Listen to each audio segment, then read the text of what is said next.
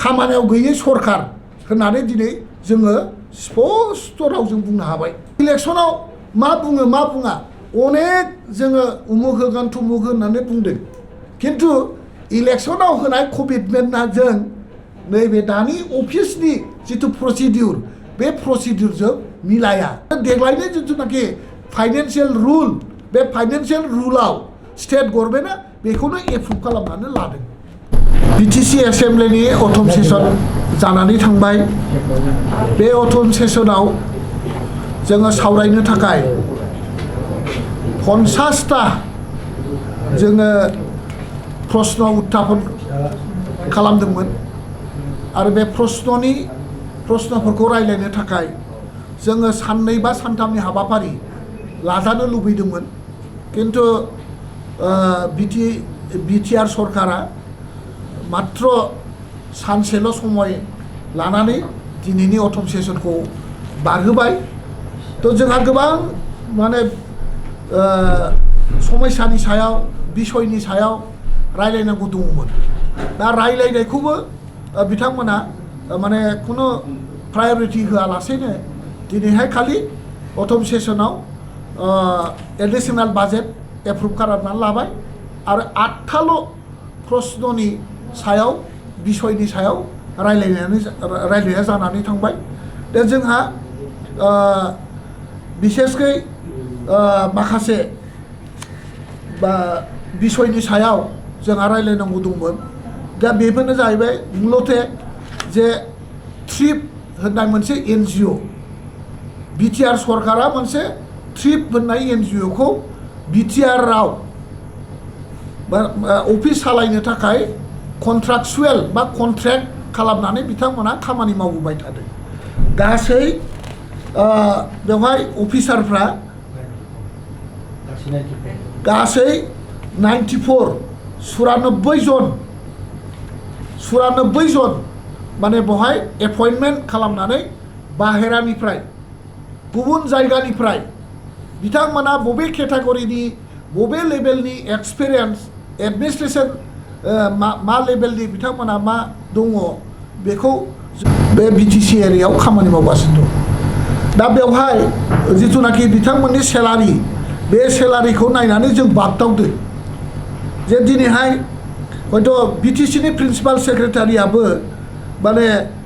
बिसिबां माने लाख थाखा दरमाहा बाहायो, किन्तु बे बिथांमोननि जिथुनाखि सार्भिस बे सार्भिसा जाहैबाय स्टार्टिं साख्रि। खारन बिथांमोना बबेनिफ्रायबा डिपुटेसनाव फैयाखै, बबेबा साख्रिनिफ्राय प्रमोसन लानानै फैयाखै, बा बहानिफ्राय बा बिथांमोना ट्रेन्सफार लानानै फैयाखै। बिथांमोना 100% निउलि जइन जादों आरो निउलि जइन जानाय जिथुनाखि 1,25,000 मासाव दरमाहा, बे दरमाहाया बबे प्रिन्सिपल बबे सार्भिस रुलनि बा बबे माने नियमखौ लानानै सार्भिस रुलखौ लानानै बिथांमोननि दरमाहाखौ फिक्स खालामनाय जादों। जोङो बेफोरखौ जोङो प्रश्न खालामदों। दिनै जोंनि प्रश्न बे 1,25,000 सासे मानसिया स्टार्टिं बिटिसिआव खामानि मावनायावनो बोरै दरमाहा होनो हाखो? बिथांमोननि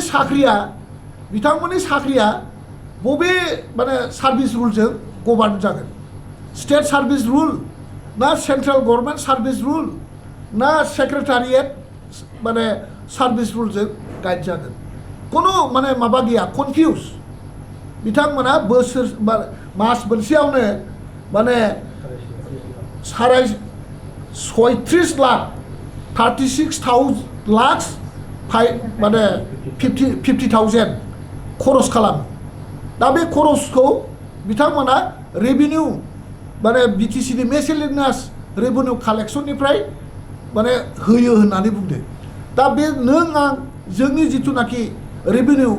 बिटिसि गभर्नमेन्टआ जों होनाय जिथु रेभिनिउ, बे रेभिनिउखौ दिनै बिथांमोनासो माने उपभोग खालामगासिनो दं। इयारलि बिथांमोननि दरमाहाया 4,38 लाख माने खरस जागोन। दा बे खरसजों जोंहा मा माने आउटपुट मोनगोन, जों बिथांमोननिफ्राय मा इनपुट लानो हागोन, बेहाय जोंहा सन्देह दं आरोखि। दा बेफोरनि सायाव बिथांमोना रायलायनो थाखाय माने माबा गैया बा मा होनो साहस गैया बिथांमोना बेफोर माने प्रश्ननि सायाव दिनै रायलायनो थाखाय बिथांमोना खुनु जोंनो स्कप होआ दिनै नोंथांमोना बयबो बुजिगौ जे 1147 जन कन्ट्राक्चुएल CSB selected non CSB selected गासै guest house BTC secretary office Bodoland guest house साब डिभिजनेल गेस्ट हाउस एन्ट्रास्टेड डिपार्टमेन्ट माने जोंनि ट्रेन्सफार डिपार्टमेन्टआव गुबुन गुबुन डिपार्टमेन्टआव मावनानै थानाय आरो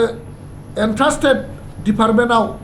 नन CSB सेलेक्टेड केन्डिडेटफ्रा दिनै खामानि मावगासिनो दङ दा दिनै बिथांमोननो सोरनोबा दरमाहाखौ होगासिनो दं आरो बबेबा ग्रुपनो दिनैसिमबो माने 1.5 बोसोर जाबाय खामानि मावजेननायनिफ्राय बिथांमोना दिनै गरसेबो फैसा बा दरमाहाखौ होआखै दा बेखायनो जोङो BTC गभर्नमेन्टनो जोङो बेखौनो अनुरद खालामनो थाखाय जोङो प्रश्न खालामदोंमोन जे सोरनोबा पेमेन्ट होयो आरो सोरनोबा पेमेन्ट होआ मानो माइगाब आरो मानो जुजाइ खालामनाय जादों जों बेखौ सोंदों आरो दिनैहाय सोरबाया मोनो आरो सोरबाया मोना मानो बिदि खालामनाय जादों जों बिनि सायाव बिथांमोनाव जोङो प्रश्न खालामदोंमोन नाथाय बिथांमोना बे प्रश्ननि उत्तर होनो थाखाय साहस गैया दा बिनिफ्राय जिथुनाखि 3rd ग्रेड 4th ग्रेडनि साख्रि एपइन्टमेन्ट होनायनि खेत्रआव दिनै BTCआ 2020आव गठन जाबाय BTR गभर्नमेन्टआ गोदान गभर्नमेन्टआ 2021 थारिखनि 25 नभेम्बराव personnel department government of Assam principal secretary Bodoland welfare department आगोलनि WPTBC डिपार्टमेन्ट आसाम गभर्नमेन्टआव मोनसे स्टिक लिरदों बे स्टिकआनो जाहैबाय जे नोंथांनि माने कन्ट्रलाव थानाय डेट मिन BTC एरियायाव एन्ट्रास्टेड साबजेक्ट बा डिपार्टमेन्टआव बेसेबां 3rd ग्रेड पोस्ट आरो 4th ग्रेड पोस्ट आरो गेजेटेड पोस्ट खालि दङ गासैखौबो हरजोबनो माने हरनो थिनदों आरो बे माने रिफारेन्सआ जाहैबाय आसाम गभर्नमेन्टनि डिसिसन मथे गासैबो आसामाव सारा आसामाव माने जिथु 3rd ग्रेड 4th ग्रेड आरो विभिन्न माने केटेगरिनि जिथु पोस्टफोर बे पोस्टखौ सारा आसामाव सिंगल रिक्रुटमेन्ट बा सेन्ट्रेल रिक्रुटमेन्ट कमन माने रिक्रुटमेन्ट पलिसिजों फिलआप खालामनायनि थाखाय आसाम गभर्नमेन्टआ डिसिसन लादों आरो बै डिसिसन मथेनो BTCआव थानाय जिथु भेकेन्ट पोस्ट बै भेकेन्ट पोस्टखौबो फिलआप खालामनो थाखाय नोंथांमोना जोंनो बेसेबां पोस्ट दं बेखौ हरनांगौ होननानै स्टिक हरदों आरो बे स्टिकनि रिफारेन्स लानानै welfare department welfare of Bodoland डिपार्टमेन्टनि प्रिन्सिपाल सेक्रेटारिया जोंनि माने साहु माने Mukesh Chandra Sahu principal secretary to the government of Assam बिथाङा जोंनि प्रिन्सिपाल सेक्रेटारिखौ स्टिक लिरदों जे 6 नभेम्बर 2021 सनाव आरो बिथाङा गथै BTCनि माने गोग्लैसोनानै थानाय माने नन फिल्ड आप भेकेन्सि पस्टखौ बिहरदों आरो बे बिथांनि बिहरनाय स्टिक मथेनो जोंनि सेक्रेटारि माने बड'लेण्ड टेरिटरियेल काउन्सिल बिथां जतिन बरा ACSआ माने गासैबो डाटाफोरखौ हरदों आरो बेखौ बिथाङा 1 जुलाइ 2021आव हरदों आरो बिथांनि हरनाय मथे जोंनि BTCआव 2021 सननि जुलाइ 5 सिमाव टटेल 4 ग्रेडआव 145 टा पोस्ट ड्राइभार पोस्ट माने 36 टा पोस्ट आरो 4 ग्रेडआव 1972 टा पोस्ट टटेल 2153 टा पोस्ट जोंनाव भेकेन्सि जानानै दङ आरो बेजों लोगोसे गेजेटेड पोस्टआ 372 टा पोस्ट खालि जानानै दङ होननानै बिथाङा बे स्टिकखौ हरदों आरो बे स्टिक हरनाय मर्मै दिनै स्टेट गभर्नमेन्टआ बेफोरखौ फिलाप खालामनो थाखाय इन्टारभिउ लादों इन्टारभिउ लाबाय दा बे दिनैनि हाउसआव जों बेखौनो स्ट्रंलि जों बुंनाय जादों खुनु मथैबो सिक्स शेड्युलनि भारतनि संबिधाननि सिक्स शेड्युलनि क्षमताजों बिटिसिखौ दाफुंनाय आरो जोंनो हरनाय पावार डेलिगेसन अफ पावार बे जिथुनाखि जोंनि लेजिस्लेटिभ पावार एजुकेटिभ पावार जिथु फाइनेन्स पावार बे फाइनेन्स पावारा जाहाथे खुनु धरनैबो डाइल्युट जाया बेनि थाखाय जों आसाम गभर्नमेन्टखौ दिनै अनुरोध खालामदों माननीय जोंनि आसामनि मुख्यमन्त्री डक्टर हिमन्त बिश्व शर्मा बिथांखौ जोङो दिनै अनुरोध खालामदों जाहाथे जोंनि बै बिटिसि ओनसोलाव थानाय थार्ड ग्रेड आरो फर्थ ग्रेड पस्टखौ बिटिसिनोनो होनाय क्षमता मथे जाहाथे जोंनो फिलाप खालामनो होयो खुनु धरनैबो जाहाथे जोंनि थार्ड ग्रेड आरो फर्थ ग्रेडआव बा फर्थ ग्रेडखौ जाहाथे माने स्टेट गभर्नमेन्टआ माने फिलाप खालामा जों बेखौ दिनै अनुरोध खालामदों आरो जों आसा खालामदों जोंहा डक्टर हिमन्त बिश्व शर्मा आसामनि माननीय मुख्यमन्त्री बिथांनि सायाव जों फोथायनायखौ लाखिबाय बे बिथाङा जोंनि जिथुनाखि एसेम्ब्लियाव जोङो अनुरोध खालामनाय खोथाखौ बिथाङा खोनासंगोन आरो बिथाङा निस्सय दृष्टिगोचर खालामगोन बिथांखौ जाहाथे बिथाङा बिटिसिआव दिनैसिम थानाय जेसेबां भेकेन्सि पस्ट बे पस्टफोरखौ थाबैनो फिलाप खालामनो थाखाय SIU एप्रुभेल हरो आरो बिटिसि गभर्नमेन्टआ जाहाथे बे जोंनि जिथुनाखि माने भेकेन्सि पस्ट बे भेकेन्सि पस्टखौ थाबैनो जाहाथे फिलाप खालामनो थाखाय बिटिसि गभर्नमेन्टनो बे सुबिदाखौ जाहाथे खालामो बेफोरनि सायाव जा रायलायनांगौ थाबाय आरो गोबां स्कुल प्रभिन्सियेलाइजेसननि खोथा स्कुल प्रभिन्सियेलाइजेसन खालामनायनि जिथुनाखि माने थांनाय एसेम्ब्लियाव जेरखम जोंनो खोथा होनाय मथे दिनै बिटिसि गभर्नमेन्टआ बेखौ मावफुंनो हायाखै दिनैहाय जोंहा गोबां माने LP ME high school senior secondary junior कलेजफोर माने भेन्सार जानानै दङ बे भेन्सार जानानै थानाय पस्टफोरखौ थाबैनो जाहाथे जोङो फिलाप खालामनो माने प्रभिन्सियेलाइज खालामो बिनि सायावबो जोंहा निस्सय रायलायनांगौ दङमोन आरो बेखौ रायलायोमोनब्ला निस्सय दिनै बिटिसि ओनसोलाव थानाय जिथु नन प्रभिन्सियेलाइज स्कुल कलेजफोर दङ बेफोरखौ जोङो थाबैनो आसाम सरकारनि दृष्टिगोचर खालामनानै जोङो प्रभिन्सियेलाइज खालामनायनि हाबाफारिखौ एसे दावगाहोनो हायोमोन दिनै जोङो नुबाय जे सारा बिटिसिआव माने बिसिबां स्कुलाव पस्ट खालि जानानै दं बेफोरनि सायाव जोङो दिनै प्रश्न खालामदोंमोन आरो बेफोरनि सायाव जोङो दिनैहाय बे भेकेन्सि जानानै थानाय LP टिचार ME टिचार बा हाई स्कुल टिचार बा जोंनि टेट क्वालिफाइड माने टिचार बिथांमोननि जिथुनाखि एपइन्टमेन्ट बिनि सायावबो जोङो गुवारै सावरायनांगौमोन आरो थाबैनो एपइन्टमेन्ट होनायनि बेबस्थाखौ लानांगौमोन दिनै बेखौबो रायलायनो थाखाय बिथांमोना रेडि गैया जों दिनै मिथिगौ दिनैहाय 350निबो बारा क्वालिफाइड टेट टिचार बिसिबांबा बोसोर बिथांमोना माने मावबोबाय दिनै बिथांमोना दासिमबो माने माबा जायाखै रेगुलार जायाखै गोबां रेगुलार जाबाय आरो दासिमबो 350निबो बारा माने कन्ट्राक्चुएल टेट टिचारफोर दिनैहाय खामानि मावगासिनो दङ दिनैहाय बिथांमोना 13 मास जाबाय दिनै गरसेबो माने दरमाहा होआखै 13 मास जोंनि टेट क्वालिफाइड कन्ट्राक्चुएल मास्टारफोरनो दिनै दरमाहा होयैया खुब दुखुजनक आरो आङो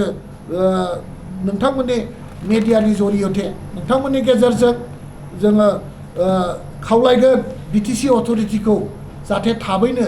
बिथांमोननि मोननांगौ जिथु दरमाहा मोननांगौ जिथु माने जिथु बिथांमोननि दरमाहा बे दरमाहाखौ जाहाथे थाबैनो होयो दिनैहाय थांनाय बोसोरनि फेब्रुवारि मासनि दिनै गोबां प्रभिन्सियेलाइज कलेजनि फेकाल्टिफ्रा नन स्टाफफ्रा बेथनखौनो मोनाखै गोबां जुनियर कलेज सेनियर सेकेन्डारि माने स्कुलफोर बिथांमोना फेब्रुवारि मासनि फैसाखौ दाबो मोनाखै आरो बिथांमोननि जिथुनाखि मोननांगौ जिथुनाखि मास मोनसेनि दरमाहा बेखौ बिटिसि गभर्नमेन्टआ होनो हायैया बे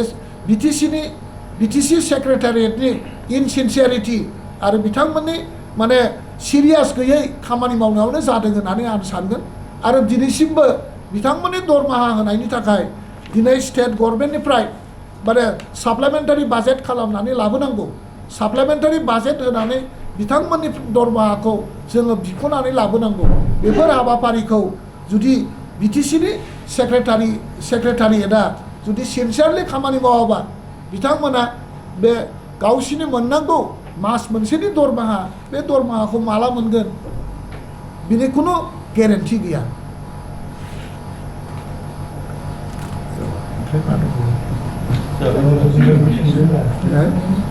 बेखौबोथ' जोंनो प्रस्थ' खालामदों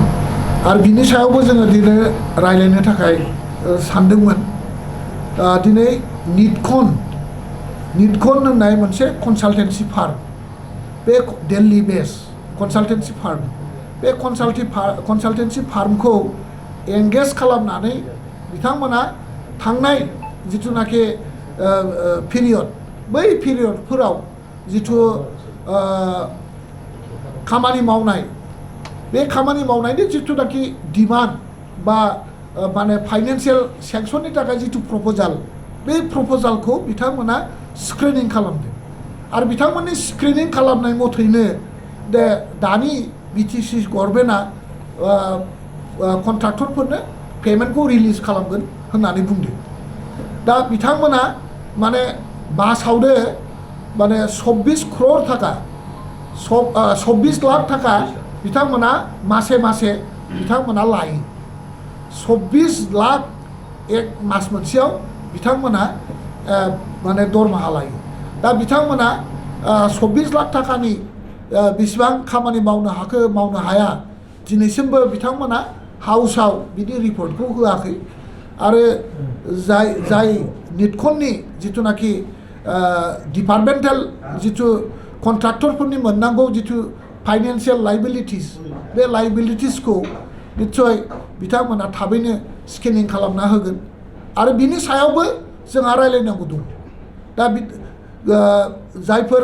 कन्ट्राक्टरफ्रा खामानि मावबाय जायफोर कन्ट्राक्टर मावनाय जिथुनाखि बे न'खौनो जोङो दिनैहाय इउटिलाइज खालामबाय जाय कन्ट्राक्टरफ्रा मावनानै कालभार मावनानै जोंखौ दै बारनो सुबिदा खालामना होबाय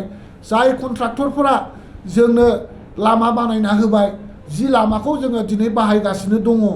बे बाहायबाय थानाय लामा दंग' बान्दो आरो न' बां बेफोरनि जिथुनाखि मोननांगौ फैसा बे मोननांगौ फैसाखौबो कन्ट्राक्टरफोरनो रिलिज खालामनांगौ थाबैनो आरो बेखौ रिलिज खालामनांगौबा स्टेट गभर्नमेन्टनिफ्राय जोङो लाइबिलिटिस क्लियार खालामनो थाखाय निस्सय जोङो आरोबाव फैसा जोङो आसाम सरकारनिफ्राय जोङो फैसा लाबोबावनानै जोङो बिथांमोननो पेमेन्ट होनायनि बेबस्थाखौ खालामनांगोन बा बिथांमोना निटकना जुदि स्क्रिनिं खालामखांबायब्ला आरो बिथांमोना दिनै स्क्रिनिं खालामनानै बिटिसि गभर्नमेन्टखौ पेमेन्ट खालामनो होबायब्ला दिनै बिथांमोननि पेमेन्टआ रेगुलार पेमेन्ट जानांगौ पेमेन्टआ स्टार्ट जानांगौ आरो आं मोनथिनायाव थांनाय 2021 आरो 22नि जिथुनाखि फान्ड बिथांमोना 31 मार्चनि गेजेराव बाहायजोबनांगौमोन बेखौ बाहायनो हायाखै बिथांमोना थांनाय मात्र आगस्ट मासनि 25 तारिखसिमावसो बिथांमोना फैसाखौ खरस खालामदों आरो बे खरस खालामनाय जिथु फैसा बियो माने कन्ट्राक्टरफोरनि फुराना लाइबिलिटिसफोरखौनो इउटिलाइज खालामनांदों होननानै आङो मोनथिगौ आरो बे जिथुनाखि कन्ट्राक्टरफोरनि जिथु लाइबिलिटिस आरो बे कन्ट्राक्टरफोरनि लाइबिलिटिसखौ दिनै जोङो होनांगोन आरो माने आश्चर्य खोथा जोङो दिनै हाउसआव मोनथिनो मोनबाय 2022 आरो 23 सननि थाखाय 722 crore थाखा एसअपिडिआव दिनै बाजेट जाबाय बाजेट जासेयावबो दिनैहायसिमबो माने माबाया माने जिथुनाखि बिटिसि माने डिपार्टमेन्टेल बिथांमोना दिनैसिमबो बा सेक्रेटारियेटनिफ्राय एडमिनिस्ट्रेटिभ डिपार्टमेन्टनिफ्राय दिनैहाय एप्रुभेल मोननो हायाखै एडमिनिस्ट्रेटिभ एप्रुभेल दिनैसिमबो होनाय जायाखै होननानै जों मिथियो दा दासिमबो जुदि